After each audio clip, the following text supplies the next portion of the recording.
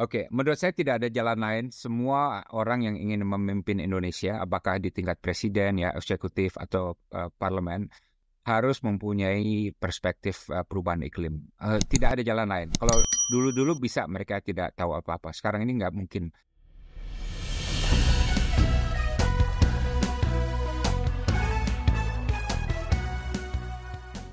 Salam perspektif baru untuk Anda, pemirsa acara ini melalui media sosial YouTube dengan nama akun Perspektif Wima TV.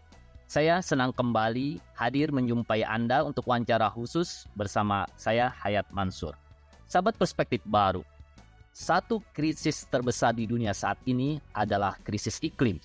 Krisis iklim ini membuat makin sering terjadi bencana alam hidrometeorologi seperti banjir, gelombang panas, dan badai yang makin sering terjadi di berbagai belahan dunia termasuk di Indonesia. Salah satu upaya penting untuk mengatasi krisis iklim ini adalah komitmen dan aksi nyata dari semua negara, termasuk kita. Nah, dalam hal ini, sebagai upaya untuk memperkukuh komitmen dan aksi nyata Indonesia dalam mengatasi krisis iklim ini, Forum Policy Community of Indonesia atau Komunitas Kebijakan Luar Negeri Indonesia menggelar konferensi iklim dengan nama Indonesia Net Zero Summit 2023 yang akan digelar pada 24-25 Juni tahun ini. Nah, tentu saja jadi narasumber kita pada hari ini adalah pendiri dan ketua EPCI yaitu Bapak Dr. Dino Patijalal. Salam perspektif baru Pak Dino. Salam perspektif baru Pak Hayat, apa kabar? Kabar baik. Semoga Pak Dino juga baik-baik selalu. Pak Dino, publik mengenal Pak Dino sebagai seorang diplomat ulung dan andal. Dan Pak Dino telah mengisi berbagai jabatan seperti Dubes Indonesia untuk Amerika Serikat dan juga pernah menjadi juru bicara Presiden dan Wakil Menteri Luar Negeri. Nah, dari sekian banyak jabatan tersebut, mengapa Pak Dino dan juga lembaganya yaitu FPCI memiliki fokus perhatian kepada perubahan iklim dan krisis iklim? Pertama, terima kasih Pak Hayat bisa mengundang saya untuk berbicara, untuk memberikan pencerahan mengenai perubahan iklim. Penjawab pertanyaan Pak Hayat, kami fokus pada perubahan iklim karena menurut pandangan kami ini adalah isu yang paling besar, bahkan maha besar, yang akan mempengaruhi masa depan Indonesia. Kan kita selalu bicara mengenai analisa apakah geopolitik yang akan mempengaruhi masa depan kita atau sumber daya alam atau situasi ekonomi dunia dan lain sebagainya. Semuanya pasti akan mempengaruhi. Tapi yang paling akan mempengaruhi secara pasti dan kita sudah bisa hitung dampaknya itu adalah perubahan iklim. Jadi kita bilangnya itu biang segala masalah ya. Tapi juga ini merupakan ladang peluang ya. Banyak sekali peluang yang bisa kita raih kalau kita sigap menyikapi perubahan iklim dan merencanakan bagaimana menangkap peluang-peluang yang ada. Karena dunia, apakah Indonesia ikut atau enggak, dunia akan beralih kepada dunia net zero, dunia dekarbonisasi.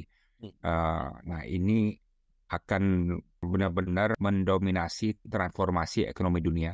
Dan nanti dalam 10-20 tahun ke depan yang akan kita lihat adalah dua tipe negara. Negara yang aktif menjadi bagian dari net zero world ya dengan segala potensi dan peluang ekonominya, atau negara yang cuek bebek dan akhirnya mereka tertinggal dan sementara yang lain sudah berubah, mereka agak telat dan akhirnya ketinggalan. Nah, itu yang kita ingin juga. Pak Dino, berbicara mengenai penanganan perubahan iklim, bagaimana penanganan perubahan iklim di Indonesia? Apakah Indonesia termasuk sebagai negara pelopor seperti tadi yang Pak Dino jelaskan, atau Indonesia sebagai negara yang cuek atau sebagai negara yang biasa-biasa saja dalam penanganan perubahan iklim? Wah, kita sebenarnya agak naik turun ya. Dulu itu sempat kita menjadi pelopor ya ketika kita menjadi negara berkembang pertama yang mengajukan target yang konkret. Dulu itu ada karena situasi politik sedemikian rupa, negara berkembang tidak ada yang mengajukan target yang spesifik gitu ya. Tapi kemudian tahun 2009 kalau nggak salah kita mengajukan target 26% pengurangan emisi dan 41% dengan dukungan internasional. Nah, kemudian Presiden Jokowi eranya dalam era beliau fokus adalah pada infrastruktur ya kan, pada ekonomi. dan perubahan iklim waktu itu tidak menjadi prioritas ya. Nah, baru di term yang kedua, baru kita melihat sebenarnya term kedua itu pertama ada pandemi dulu ya, sehingga perhatian juga ke sana gitu ya.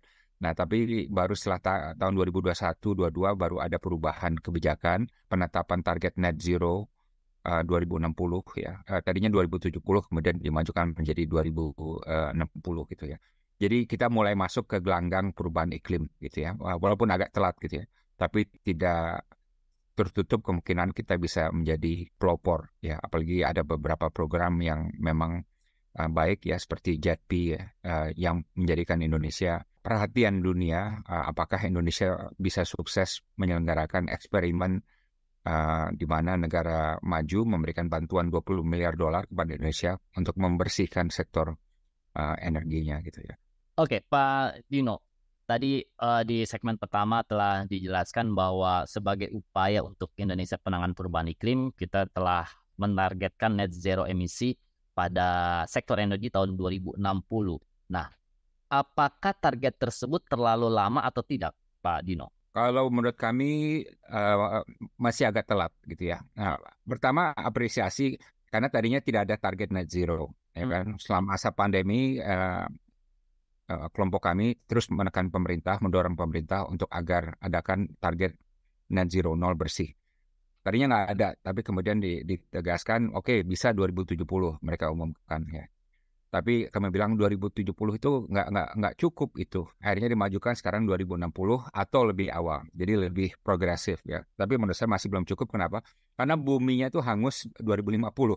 Jadi ibarat kalau rumah kebakaran, pemadam kebakarannya datang 1 jam kemudian gitu, ya kan. Sementara rumahnya udah kebakar gitu. Jadi menurut para perkiraan itu bumi itu bisa melampaui 2-3 derajat Celcius itu pertengahan abad ini. Gitu.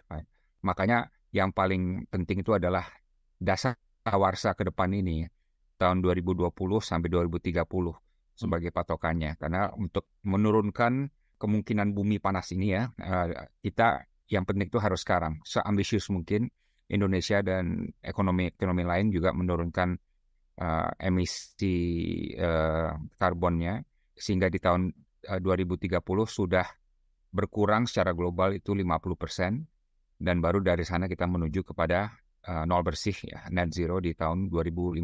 Saya baru dari Denmark misalnya. Denmark udah memajukan menjadi 2045 ya kan. Saya bilang ke mereka, wah 2045 tuh Indonesia 100 tahun tuh.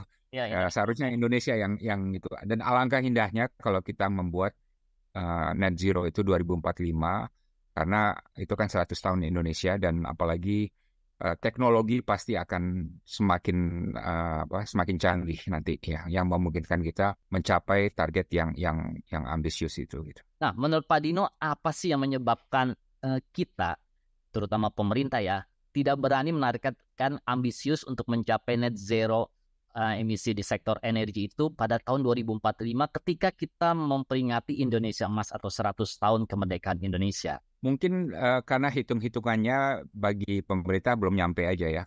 Dalam arti ini kan harus ada transisi besar-besaran ya dalam sektor energi, sektor transport, kehutanan, pertanian dan lain sebagainya gitu. Jadi benar-benar ada perubahan yang massal dan bahkan revolusioner gitu, right? Dan ini ada cost-nya. Dan jangan lupa perubahan ini belum ada yang tahu gimana caranya. Jadi semuanya juga masih belajar, masih meraba-raba apakah Uni Eropa, apakah Jepang ya, dan lain sebagainya gitu, right? Nah, jadi memang kita memasuki suatu dunia baru yang tidak ada bukunya tuh, tidak ada manualnya. Ya, dan harganya juga mahal. Kalau kita mau bikin rumah yang anti gempa gitu ya, paling nggak kan kita harus keluar uang ya untuk bikin fundament yang ini. Nah, itu loh bagaimana sekarang ini hitung-hitungannya nyampe nggak gitu ya kita gitu ya. Tapi saya yakin nanti kalau semakin kita melihat contoh-contoh lain gitu ya dari negara lain yang melakukan ini dan mereka sukses, saya yakin pemerintah juga akan semakin ambisius. Tapi yang jelas 2060 itu masih terlambat, Mas Hayat ya. Kita harus lebih ambisius. Apalagi kalau kita mau dibilang sebagai pendekar perubahan iklim, kan nggak bisa kita bilang pendekar perubahan iklim tapi target masih jauh di belakang sebagian besar negara-negara dunia. Iya, Pak Dino, untuk kita bisa mencapai net zero emisi di sektor energi tahun 2060 ataupun tahun 2050 ataupun 2045, apakah dari sisi kebijakan, regulasi, dan insentif telah memungkinkan untuk Indonesia bisa mencapai target tersebut? Ya, yang penting kuncinya adalah energi terbarukan, ya kan? Jadi energinya harus dibersihkan, energi yang bersumber pada minyak, ya BBM dan batu bara itu juga harus dikurangi sedrastis mungkin dan secepat mungkin. Nah, energi terbarukan kan selama ini targetnya ambisius ya. Targetnya itu mengurangi 23% di tahun 2025 ya. Nah, tapi sampai sekarang kan baru 11% ya. Kenapa? Karena pertama investasinya lemah, investasinya nggak begitu banyak di energi terbarukan. Tapi yang kedua kenapa investasi itu lemah? Karena regulasinya, insentifnya juga sangat kurang gitu ya. Sekarang ini yang paling besar proyeknya adalah proyek Masdar yang dari Emirates yang mereka membuat solar terapung ya di danau di Jawa Barat gitu ya. Tapi sampai sekarang kan masih belum operasi karena memang regulasinya banyak, misalnya harus 35% local content. Mereka bilang wah itu kok nggak bisa tuh, nggak cukup, kalau gitu kami rugi gitu ya kan. Jadi nggak bisa 35% local content juga. Tarifnya juga harus bayar berapa gitu. Kalau tarifnya terlalu murah ya, taruhlah 5 sen atau 6 sen gitu ya, mereka juga rugi gitu, right? Nah, makanya kita harus menunjukkan kepada dunia, kalau ada investor mau investasi di solar atau di hidro atau di angin atau apapun lah gitu, mereka harus untung gitu. Kan nggak mungkin investor disuruh masuk mengambil resiko dengan uang begitu banyak, tapi mereka akhirnya rugi, nggak ada yang mau masuk gitu. Nah, makanya kita harus bikin regulasi yang benar-benar progresif, dan di sini juga PLN harus progresif juga gitu ya kan. Saya tahu masalah PLN adalah mereka oversupply, jadi mereka nggak mau rugi juga gitu ya. Tapi di sini kan pasti banyak cara gitu ya. Saya baru dari Denmark ya sekarang ini kan, dan saya melihat bagaimana pemerintah dan swasta dan penyedia energi benar-benar mencari solusi. Dan kadang-kadang walaupun harus sakit sebentar nggak apa-apa, asal solusinya itu tercapai dan bumi dan umat manusia bisa terselamatkan. Tapi nggak semuanya harus dihitung secara ekonomi aja. Kalau gitu ya kita nggak akan bisa jalan dong. Ya. Nah, bagaimana upaya negara kita untuk mencapai net zero di sektor-sektor lainnya seperti Volu, Forest and Other Land Use ataupun sektor pertanian dan sektor penanganan pengelolaan limbah atau sampah? Kalau menurut saya kita juga banyak melakukan kebijakan baru yang positif ya. Misalnya untuk deforestasi kan dalam 2 tahun ini menurut laporan pemerintah sudah dikurangi 85% dalam 2 tahun ya. 2 atau 3 tahun terakhir. Jadi ini suatu hal yang luar biasa dan patut diapresiasi. Kemudian juga ada upaya untuk menanam mangrove ya, sekitar 600.000 hektar di seluruh Indonesia. Ini juga suatu hal yang pasti akan membantu menyerap karbon. Untuk agri pertanian ini masih perlu dicari nih solusinya apa, bagaimana mereka bisa meredam atau mengurangi emisi karbon, karena dari berbagai negara juga di Eropa, apakah di Amerika Latin, kontribusi sektor pertanian justru akan semakin meningkat terhadap emisi karbon ya, terutama dari sapi ya, karena itu kan sapi menghasilkan metan ya, dan ini juga meningkatkan emisi karbon gitu kan. Nah, jadi menurut saya dari berbagai sektor itu yang perlu adalah semuanya itu peka terhadap net zero target gitu, right? Sekarang ini yang paling peka adalah di sektor energi dan transport misalnya. Kalau transport sekarang udah mulai banyak insentif untuk mobil listrik misalnya, dan bus listrik juga dan lain sebagainya gitu. Tapi ini belum merata di seluruh birokrasi pemerintah, dan juga yang masih kurang itu adalah belum menjadi undang-undang tuh Mas Hayat. Ya, jadi kalau misalnya di Uni Eropa target mereka untuk mengurangi emisi nol bersih itu udah menjadi undang-undang. Dan kalau tidak dilakukan oleh pemerintah berarti apa? Mereka melanggar undang-undang. Nah, kalau di kita kan belum menjadi undang-undang, dan bisa ada kemungkinan siapapun yang akan menjadi pemimpin berikutnya juga akan jadi ada prioritas lain gitu ya. Jadi menurut saya perlu dilihatkan. Jadi di kita ini pencapaian target NDC atau pengurangan emisi karbon itu belum menjadi undang-undang seperti di negara-negara lain. Nah, kita tahu, publik juga tahu bahwa pemerintahan Presiden Susilo Bambang Yudhoyono telah menunjukkan komitmen dan aksi nyatanya dalam penanganan perubahan iklim dan juga pengurangan emisi karbon. Dan juga dilanjutkan oleh pemerintahan Presiden Jokowi. Nah, tapi karena ini belum jadi undang-undang seperti tadi Pak Dino katakan, ada kemungkinan gitu kan, presiden atau pemerintahan mendatang tidak akan melanjutkan legasi dari kedua presiden ini dalam penanganan perubahan iklim. Karena kami melihat dari calon-calon presiden yang ada saat ini tidak pernah membicarakan mengenai penanganan perubahan iklim. Nah, menurut Pak Dino, bagaimana prospeknya ke depan dalam penanganan perubahan iklim di Indonesia ini dengan adanya momentum peralihan pemimpinan nasional? Oke, menurut saya tidak ada jalan lain. Semua orang yang ingin memimpin Indonesia, apakah di tingkat presiden, ya, eksekutif atau parlemen, harus mempunyai perspektif perubahan iklim. Tidak ada jalan lain. Kalau dulu-dulu bisa mereka tidak tahu apa-apa. Sekarang ini nggak mungkin. Kenapa? Satu contoh aja.